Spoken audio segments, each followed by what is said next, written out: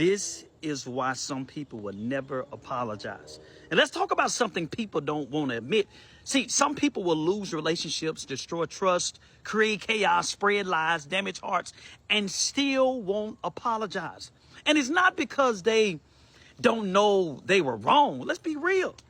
It's because apologizing will require them to confront the version of themselves they keep hiding from, right? Because a lot of people lie to themselves. See, an apology, what it actually does is, it sounds simple to mature people, but to prideful people, an apology feels like death. Because some people built their entire identity around always being the victim, always being right, always being justified. So the moment accountability enters the room, their ego starts fighting for survival.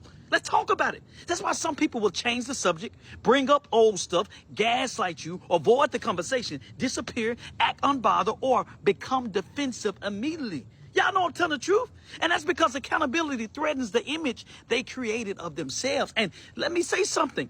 A lot of people don't apologize because they know an apology would expose intention. See, accidents are easier to apologize for. But when somebody knew exactly what they were doing, oh yeah, come on, y'all. It's harder.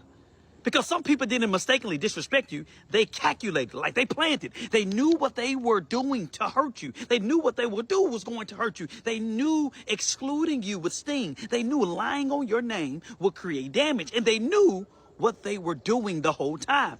And when a person intentionally wounds you, apologizing becomes difficult because apologies force people to admit motive. And that's, they don't want to do that. That's why some folks would rather avoid you forever than simply say, I was wrong.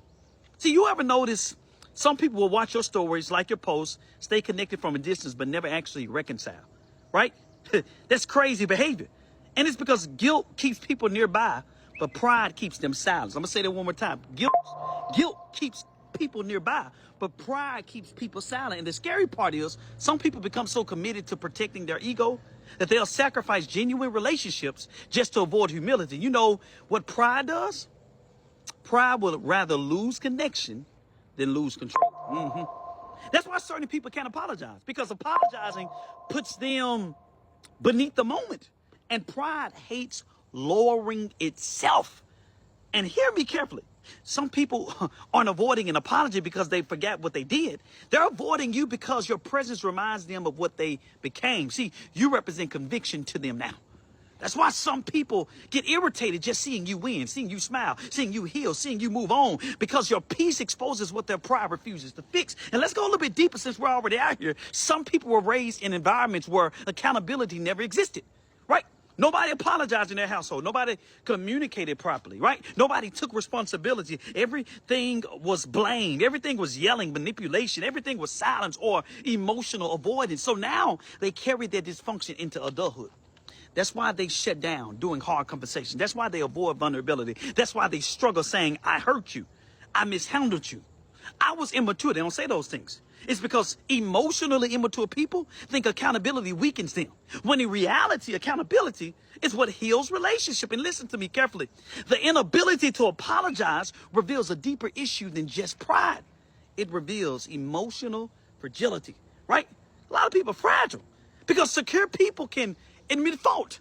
Healed people can say, sorry. Mature people can self-reflect. But insecure people, they protect their image at all costs, no matter what. That's why some people will literally rewrite history before they admit they hurt you. They'll tell the story differently, remove details, twist events, gather allies, create narratives. And why do they do that? Because the truth threatens their self-perception. And let me help somebody tonight. Closure isn't always an apology. Sometimes closure is discernment. Sometimes closure is distance. Sometimes closure is God revealing who people really are. That's the apology. Because truthfully, everybody won't apologize. I'm going to go ahead and say this. Some people would die defending a lie. I had to say it. Some people will age without accountability. Some people will lose valuable people because pride became their God. And if you keep waiting on certain apologies, you'll keep yourself emotionally imprisoned to people who already chose ego over healing. At some point, you got to stop needing people to confess what heaven already revealed to you. Because sometimes the lack of apology is the answer. Y'all not hearing me. I said the lack of apology, that the fact that they didn't apologize, that's the answer. Their silence confirmed it. Their avoidance confirmed it. Their defensiveness confirmed it. And hear me carefully. Don't mistake guilt for repentance. Please don't. Some people feel bad, but still won't change. Some people miss access to you, but don't miss hurting you. Some people regret consequences, not behavior. That's why discernment matters. Because a real apology, it comes with ownership. It comes with humility. It comes with charge. It comes with correction. It comes with consistency. Not just tears. Not just words. Not just my bad. And one of the strongest things you can do in life is heal without the apology you deserve. Please hear me. Because your peace can't be dependent on somebody else's maturity.